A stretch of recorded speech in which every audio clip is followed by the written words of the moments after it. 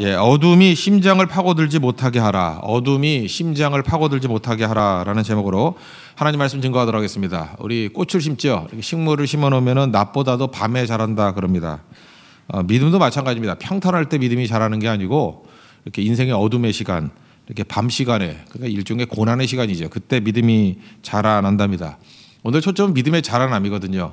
그래서 믿음이 막 자라나려고 그러면은 어둠의 시간을 잘 관리해야 됩니다. 이 고난의 시간을 잘 볼 줄 알아야 된다는 것입니다. 창세기 39장은 유혹의 장입니다. 보디발의 아내가 우리 요셉을 유혹하고 또 이기는 장면입니다. 첫 번째 살필 건 이거예요. 의로운 행동을 했잖아요. 의로운 행동을 했는데 결과가 나쁜 겁니다. 이런 게 있다라는 거예요. 이럴 때 이게 말이 되느냐 이렇게 생각하지 말고 이때가 어둠의 시대거든요. 이럴 때 믿음이 자라는구나. 일단 이렇게 생각하라고요. 이게 바른 생각이라는 것입니다. 의로운 일을 할 때 결과가 좋아야 된다. 이게 우리 상식입니다.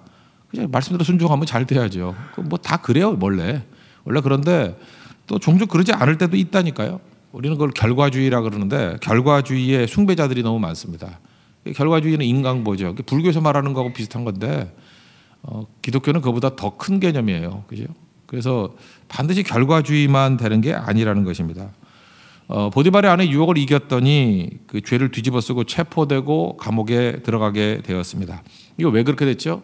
가장 중요한 거 두 가지 신의를 지킨 거 아니에요. 주인과의 신의를 지켰고 하나님과 신의를 지켰고 얼마나 중요한 겁니까? 하나님 앞에서도 신이시라고 자기 인간관계 속에서도 주인 앞에 신이시라고 너무 좋다라는 거예요. 근데 결과는 안 좋잖아요.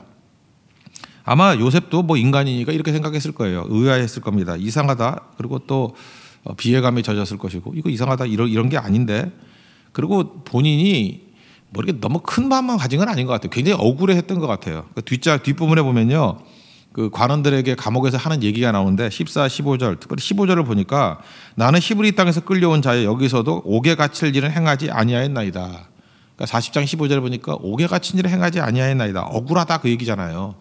나 여기 옥에 갇힐 일 하지 않았어. 이 요셉도 사실은 다 이해한 게 아니라고요. 의아함이 있었죠. 이 장면을 그 시편 105편에 보면은 해석이 되어 있습니다. 시편 105편 17, 18, 19절 보니까 그가 한 사람을 앞서 보내셨으며 이게 창세기 시가하고 똑같은 거예요. 하나님이 요셉을 그 가정을 구원하기 위해서 앞서 보냈다. 그래서 요셉이 종으로 팔렸도다. 그리고 발에 착고가에 매이고 쇠사슬에 매였도다. 그다음 19절 보니까 여호와의 말씀이 응할 때까지라. 이게 in his time. 하나님께서 하나님의 시간이 있다는 거죠. 언제까지 고난이 있어요? 하나님의 말씀이 응할 때까지. 그리고 해석이 이렇게 되어 있습니다. 그의 말씀이 그를 단련하였도다. 정리하면은 이게 무한대로 지속되는 게 아니라 훈련의 시간인데 두 가지죠. 하나님께서 사명 때문에 고난받게 하신 거예요.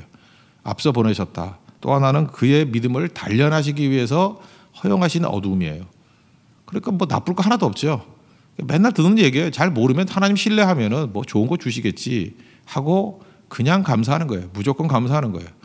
바보에서가 아니라 신뢰에서 나오는 감사예요. 그게 요셉에게 있었다는 것입니다. 이게 지나는 거 보니까 다 아는 거지만 처음엔 몰랐죠. 중간 단계 알 때 요셉은 항상 이 마음이 있었다는 걸 깨닫게 되는 거죠. 다 알지 못해도 조금씩 알아가면서도 큰 틀에서는 메타 디스코스를 하잖아요. 거대 담론에서는 하나님이 선한 길로 이끄신다는 것을 믿었다는 거예요. 그래서 하나님의 속성 가운데 두 가지가 있잖아요. 선하신 하나님, 인자하신 하나님. 하나님은 선하시고 인자하심이 뭐 한이 없으시다. 이런 표현 되게 많이 하잖아요. 그죠? 선하시고 인자하심이 영원함이로다. 선하다는 게 뭐냐면 잘 되게 만든다는 거예요. 끝이 좋다는 거예요. 그게 선함이에요. 토부. 그다음에 인자가 뭐예요? 헤세드, 사랑하신다는 거예요. 그러니까 하나님은 두 가지, 나를 향해서 사랑이 있어요. 무한대의 사랑. 그죠? 이게 unfailing love라고 번역할 줄 많이 있는데 실패하지 않는 사랑. 하나님 나를 사랑하시고 또 하나는 잘 되게 만드신다니까요. 그 잘 되게 만들고 최종적으로 승리하게 만드신다니까요. 그거를 신뢰하는 것. 그러면 이길 수 있다라는 것입니다. 현실로 한번 돌아와 봅시다. 우리가 순종했습니다. 뭐 다 됐더니 우리는 순종하면 맨날 내 눈앞에 보이는 것. 이게 근시안이기 때문에 내 눈앞에 보이는 것만 생각하잖아요. 멀리 못 보고. 결혼을 앞두면 결혼 문제도 안 풀려. 뭐 학교 간다 그러면 진학도 안 풀려. 뭐 이럴 수 있잖아요. 뭐 하나씩 걸리잖아요. 뭐 진급도 안 돼. 뭐 사업도 안 돼. 몸만 약해져. 이 다 앞에 있는 거 아니야? 앞에 있는 거. 이런 걸로 얘기한다 그러면 뭐 여기 안 걸릴 사람 누가 있어요? 성경의 인물들은 여기 다 걸렸지. 근데 그거를 뛰어넘어서 하나님의 사명을 이루고 단련한 거 아니에요. 여러분들 잔챙이로 쓰임 받기를 원해요? 그것도 아니잖아요. 뭐 맨날 기도할 때 모세같이 뭐 다윗같이 이름도 그렇게 짓잖아요. 뭐 다니엘같이 쓰임 받기를 원합니다. 그래도 왜 보는 건 눈앞만 보냐고요. 그건 아니죠. 그런 의미에서 우리가 하나님 앞에서 의로운 행동을 했을 때 나쁜 결과가 나왔다. 이게 나쁜 결과라는 것은 근시 아니에요. 눈앞에 있는 것을 보기 때문에 그런 거고, 하나님을 신뢰하면 그렇게 될 리가 없겠죠. 욥의 문제도 뭐예요? 욥기도 그렇게 어렵게 생각하지 마십시오. 욥이 믿음이 좋아 보이지만 그는 근시 아니었다는 거예요. 맨날 눈앞에 보니까 맨날 원망하고 힘들고 친구들하고 싸우고 그런 거지. 그러니까 하나님께서 주신 답은 뭐예요? 환경을 변화시킨 게 아니에요. 눈 바꿔놓은 거예요. 멀리 봐. 멀리 보라고. 그래 또 결국은 잘 된 거 아니냐. 그걸 보고 이제 제 가운데 회개하고 막 그러잖아요. 그래서 욥기 19장 8절을 보니까 어떤 때는 하나님께서 내 길을 막으셨대요. 또 내 앞길에 어둠을 두셨대요. 이게 그때 이제 헷갈릴 때 얘기거든요. 그러다가 23장에 넘으면 뭐라 그래요? 나를 정금같이 만들기 위해서, 단련하기 위해서 이런 거 다 깨닫게 되잖아요. 환경은 하나도 변하는 게 없어요. 깨달음이라고요. 물론 이제 마지막에 가서는 42장에 가서 변화도 나타나지만 그 눈이라는 거예요. 눈. 하나님 앞에서 이런 큰 믿음의 눈을 가질 수 있는 우리 하나님의 종 되기를 바랍니다. 대부분 제가 보니까 그래요. 한 90% 이상은 순종하면 선한 결과가 나와요. 그런데 선한 결과가 안 나오는 경우도 있거든요. 있을 때 그때 믿음이 자라는 거라니까요. 그때 뭐 믿음이 부쩍부쩍 자라게 되죠. 그 뭐 이럴 때도 있잖아요. 우리가 부모님들이 뭐 자녀들에게 선물도 주지 않습니까?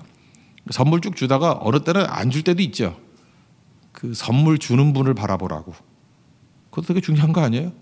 가끔 깨닫잖아요. 선물을 주는데 이게 주시는 분이 아버지였구나, 어머니였구나, 그걸 깨닫게 만들기 위한 거. 하나님도 마찬가지라는 것입니다. 그런 시간이 인생 가운데 있다라는 거예요. 그런 의미에서 진짜 믿음은 뭐냐 하면 우리 선교 때도 마찬가지예요. 맨날 선교 갔다 오면 좋다 좋다 좋다 그런 얘기만 하잖아요. 그죠? 그렇다고 이번 말레이시아 선교가 나쁘다라는 얘기는 아니고, 그 어떻게 맨날 좋을 수만 있습니까? 그러니까 뭐 선교 이것도 좋고 관계도 좋고 다 좋았다. 그래서 결과도 좋았다라고 하는 판에 박힌 간증. 그것도 좋아요. 물론 하나님께서 90% 이상 그렇게 하신다니까요. 근데 종종 어려운 선교도 있어요. 그죠? 환경도 어렵고 뭐 선교사님하고도 뭐 의견이 안 맞고 뭐 그럴 수 있잖아요. 뭐 내부적으로도 좀 어려운 사람이 와가지고 갈등도 있고. 그러면 포기할 거예요? 그럼에도 불구하고 힘들더라도 그 고비를 넘기면서 감당해내는 거예요. 그러니까 지나놓고 보면요, 그때 믿음이 제일 커요. 제일 성장하게 된다고.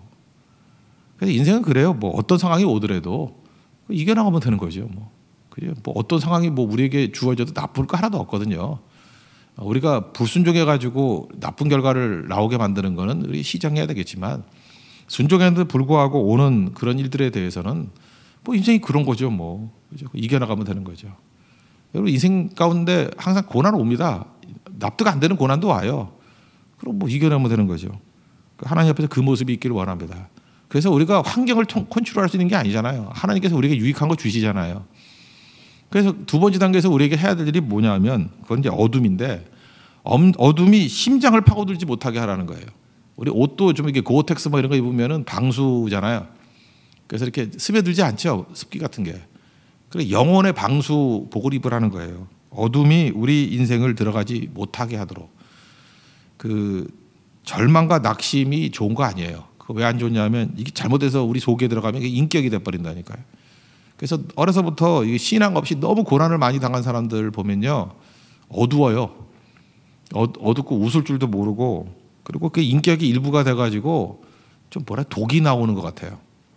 그냥 안타깝거든요. 빨리 저 사람 해독시켜야 되겠다. 이 어둠에서 벗어나게 만들어야 되겠다. 이런 게 있거든요. 왜냐하면 어둠이 심장을 파고들었기 때문에 그래요. 그래서 어둠이 오더라도 심장을 파고들지 못하게 해야죠. 그 고린도후서 4장에 나오잖아. 뭐 내 속 사람은 후패하지만 뭐 낡아지지만, 그죠? 속 사람은 날로 새롭도다. 이게 뭐예요? 겉에까지는 영향을 줄지 모르지만 우리 나이 들으면 늙잖아요. 근데 속 사람까지도 늙어지면 안 된다는 거죠. 오염되면 안 된다는 거죠. 영혼의 방수 얘기라는 것입니다. 감옥이라는 거 여기 갔다 오신 분들도 있는지 모르지만 그 뭐 좋은 의미든 나쁜 의미든 뭐 옛날에는 믿음 가지고도 감옥 많이 갔잖아요. 성경에도 뭐 옥중서신도 많이 있고 한데, 감옥은 절망의 장소잖아요. 가면 자포자기하게 되고 감옥 가면 첫날 밤은 다 운다면서요. 이제 쇼생크 탈출 보고 알았어요. 거기 영화 보니까 첫날 밤 다 울잖아요. 그 간수도 들어가니까 울잖아요. 자기도 간수였다가 거기 들어가니까 첫날은 다 울어요. 그렇더라고. 미국 애들도 우니까 뭐 한국 사람들은 더 많이 울겠지. 우리 우는 게 우리는 은사니까, 그죠?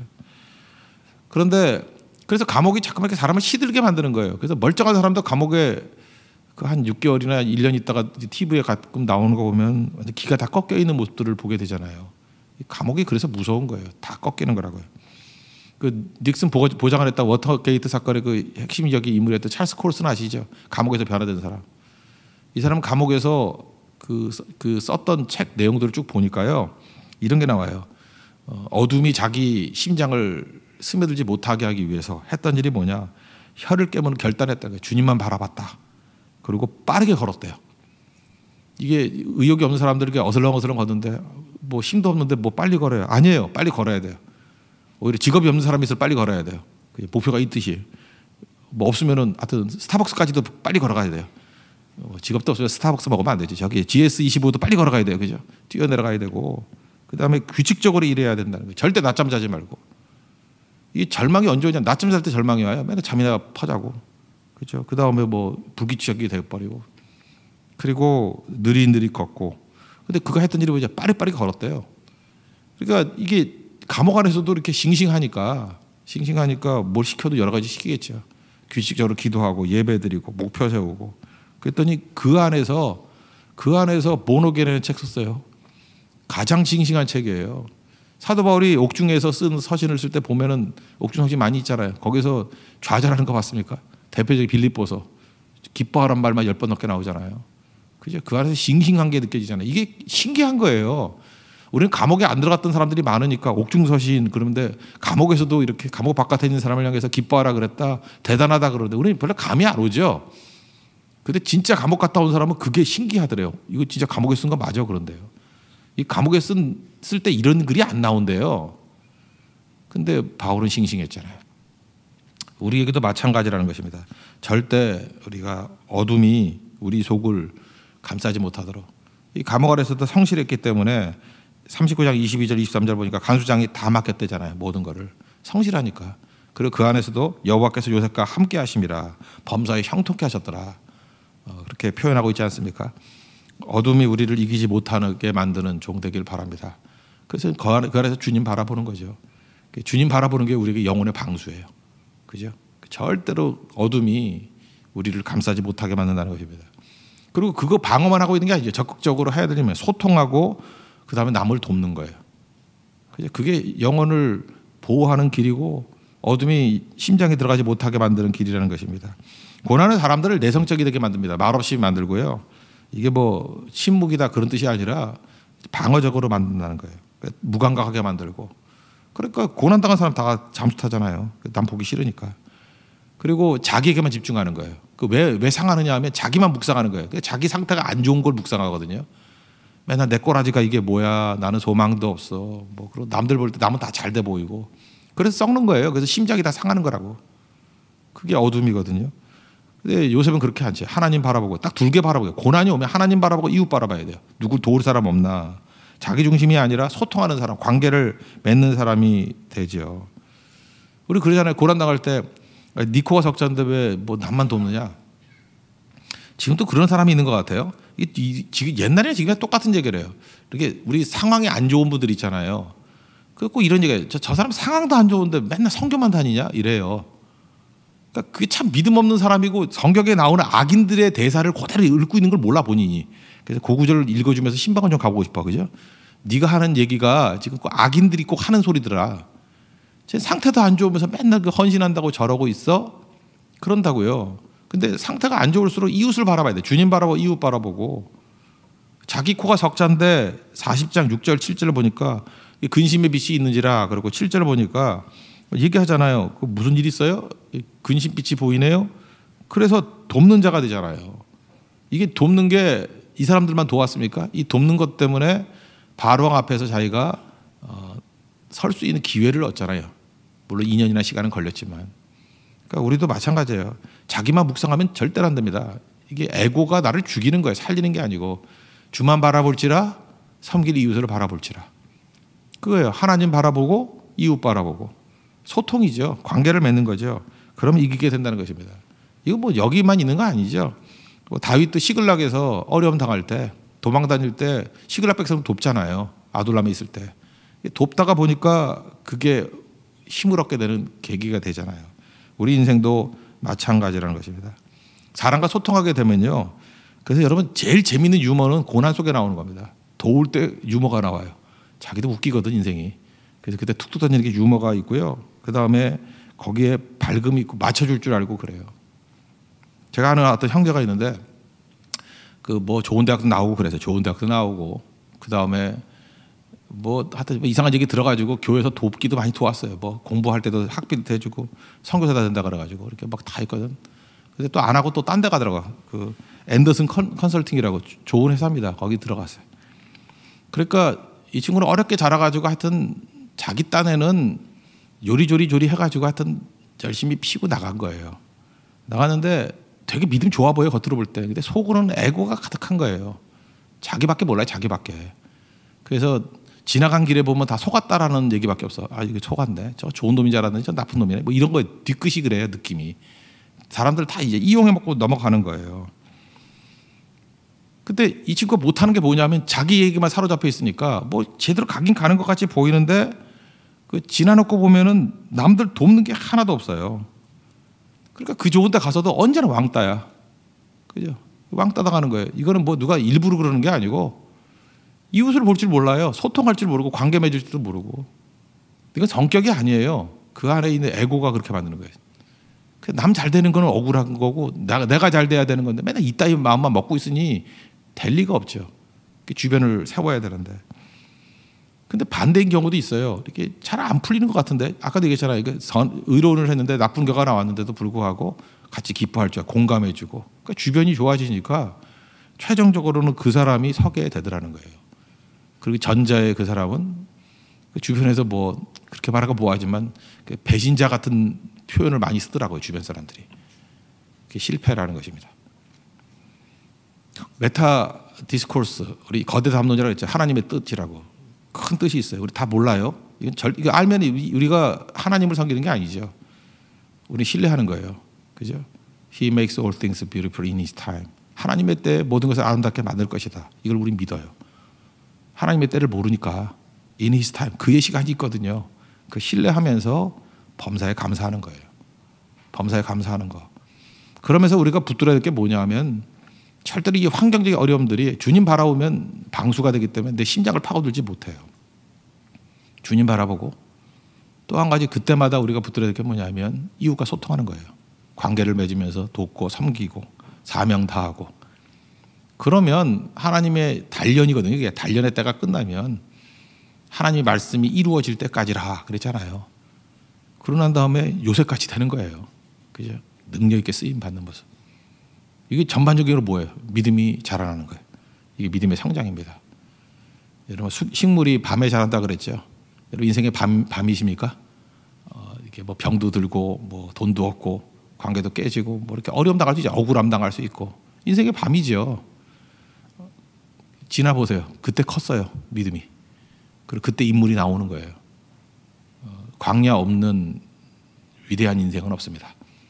우리 인생의 밤 속에서도 큰 성장이 있고 낮에는 또 싸워야죠. 신나게. 그죠? 이제 곧 낮이 옵니다.